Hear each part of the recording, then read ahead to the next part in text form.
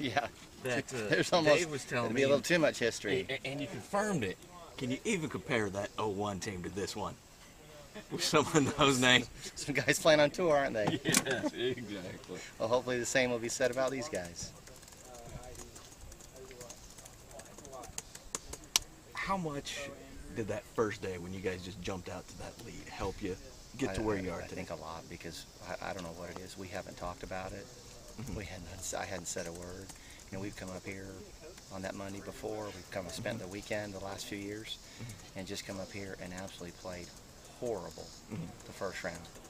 And I don't know why. I mean, we play and shoot under par in those rounds while we're up here, and then for some reason, I don't know if it's just the first one of the year and we tried so hard or whatever. But obviously, to get off to a start like that, then you just kind of take a deep breath, and sometimes it's hard to follow it up. But I think that was obviously huge to where we ended up. There's no question.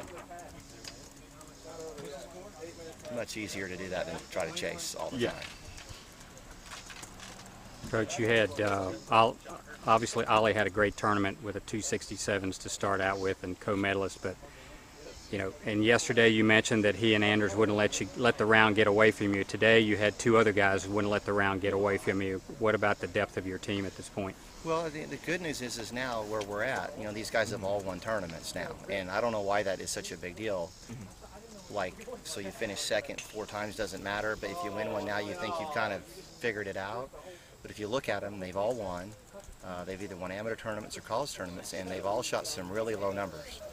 And when you have 5 guys like that, this is what you hope happens, is somebody picks it up every single day, because all 5 of them have the ability to do that. That's when you know you probably have a pretty good team, is when you send 2 guys out and they just go shoot 210 under on their own ball. And if you look at California last year, you look at Alabama last year, that's what those guys do. It's everybody's in the game.